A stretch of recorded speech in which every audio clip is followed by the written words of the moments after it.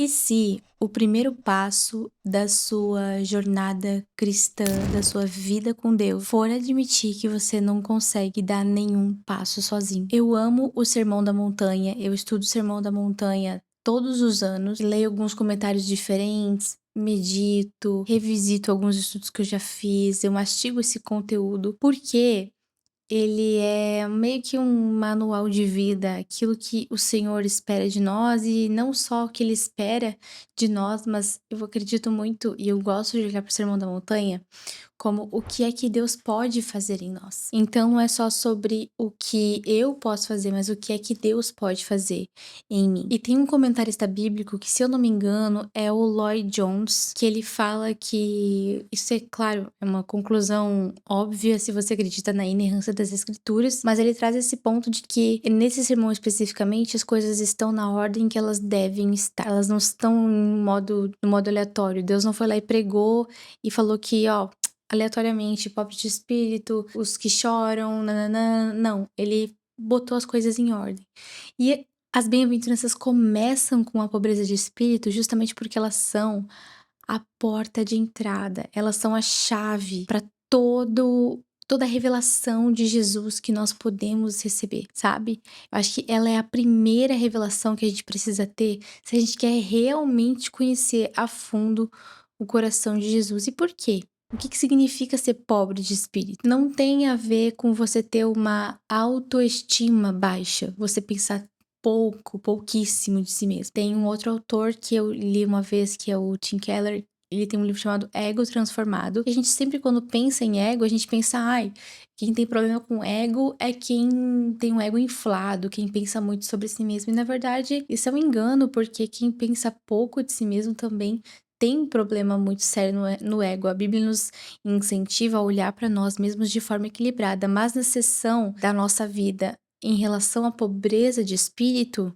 ela é essa percepção muito profunda da nossa miséria, da nossa insuficiência sem Deus. Não é sobre uma autoestima baixa, não é sobre miséria material, não é sobre falta de dignidade, não, é uma percepção clara do quão incapazes nós somos de produzir vida espiritual, de produzir, sabe, algo que preste. É reconhecer que sem o espírito a gente não consegue gerar vida espiritual tanto em nós quanto nas pessoas ou ver frutos verdadeiros disso. É impossível, não tem como, não faz sentido. Autossuficiente, a gente acredita que se a gente lê a Bíblia todos os dias, e o último vídeo desse canal foi sobre isso, né?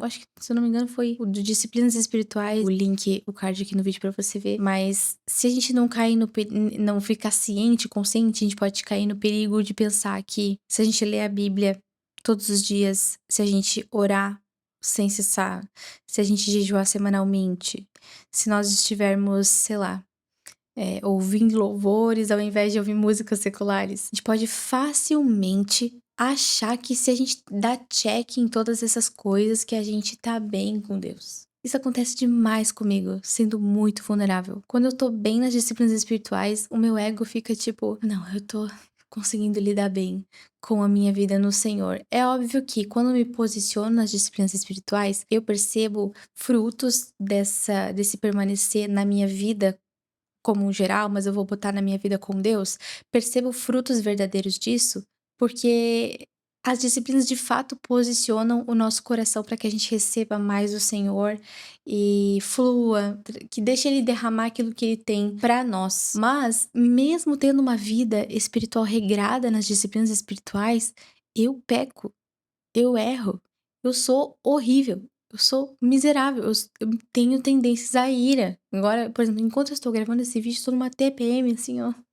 Minha amiga, meu amigo, tá difícil, não tá fácil. Mesmo tendo as disciplinas espirituais em dia, isso não significa que eu estou justa, que eu estou. Ai, não, eu tô bem. Eu e Deus, a gente tá bem. Muito pelo contrário, ter uma postura como essas, em relação às disciplinas, por exemplo, pode nos levar a acreditar que a gente vive numa vida espiritual de desempenho, sabe? Esse papo bem da nossa era, assim, de coach. Tipo assim, você tá em alta performance, sei lá. Aí você tá entendendo o que eu tô falando? Você tá entendendo, eu sei. E Jesus começa esse sermão justamente escancarando essa realidade de que não é essa vida não é algo que você conquista, porque você não tem absolutamente nada com o que nada pra usar pra barganhar. Você não tem nada que você possa fazer pra pagar o que você o que, sabe, o que você tá ganhando. Não tem nada, é uma coisa que você recebe totalmente de graça. Você é pobre, você é miserável, não tem nada, nenhuma disciplina, nenhuma vida com Jesus assim, ó, tinindo que vai fazer você ter alguma coisa que dê a par pra você, sabe? Tá me faltando palavras. Nós não temos nada pra oferecer em troca. Isso é um escândalo. É por isso que é tão difícil de acreditar. Ser pobre de espírito forma em nós essa total dependência. Isso vai sendo formado em nós. Eu dependo de Deus. Eu dependo de Jesus. Eu dependo disso. Eu dependo dele para conseguir viver uma vida com Deus, porque baseada na minha performance, eu sou totalmente falha, tudo isso não vale de absolutamente nada. E lá em Mateus 5, versículo 3, ele diz: Bem-aventurados os pobres em espírito, porque deles é o reino dos céus. Até lá na Estufa Cristã, que é minha comunidade, a gente consegue esmiuçar bastante, assim, esse assunto em si. Mas eu vou trazer outros 2 textos que conversam com esse e fazem aquilo que a gente chama de uma colcha de retalhos perfeita nas escrituras. Porque em João 6, versículo 63, ele diz: O Espírito é o que dá vida, a carne para nada. Nada, eu digo nada, ênfase, minha ênfase mesmo, nada. A carne para nada aproveita. Isaías 57, versículo 15.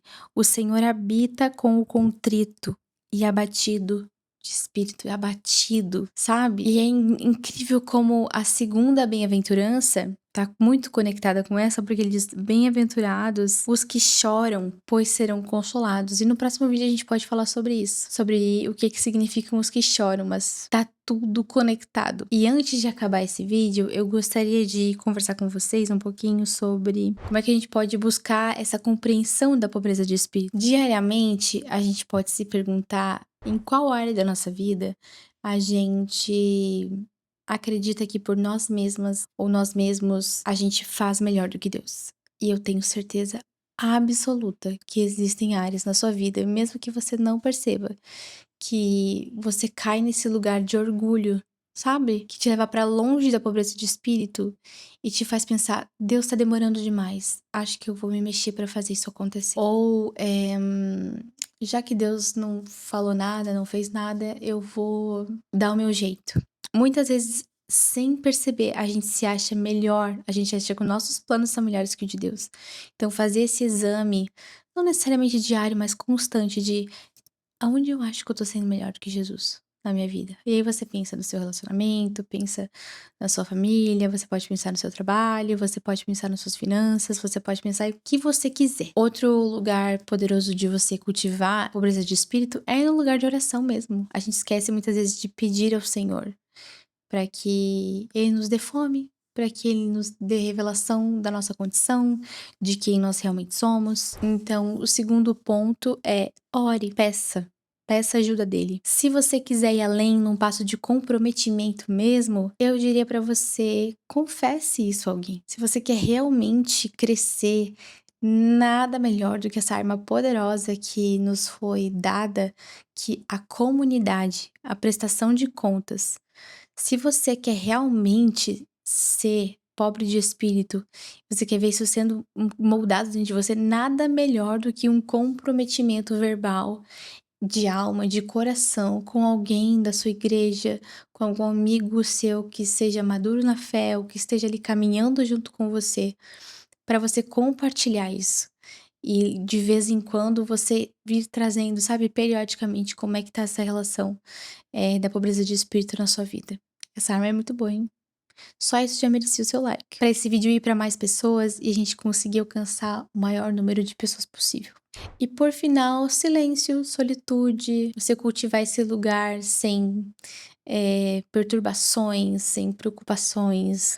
Uma vida realmente de entrega ao Senhor. É sempre importante lembrar que essa era, tipo, essa era, o mundo, ele nos leva, ele nos diz: confie em si mesmo, vamos lá, você consegue, você vai alcançar. Eu tô tão cansada de ouvir essas coisas porque o que a Bíblia me mostra é não confie em si mesmo. Então a minha dica mais honesta pra você é não confie em si mesmo, confie no Senhor. Você depende dele, você não é suficiente. Você pode às vezes pensar que você consegue, que você é suficiente, que de repente do seu jeito é melhor, mas o jeito de Deus é sempre melhor, sempre. Não caia no engano de pensar que movendo os seus pauzinhos as coisas vão acontecer de um jeito mais fácil. De que lendo a Bíblia todo dia, então você vai fazer X coisa ou alcançar um lugar determinado que você quer pra sua vida.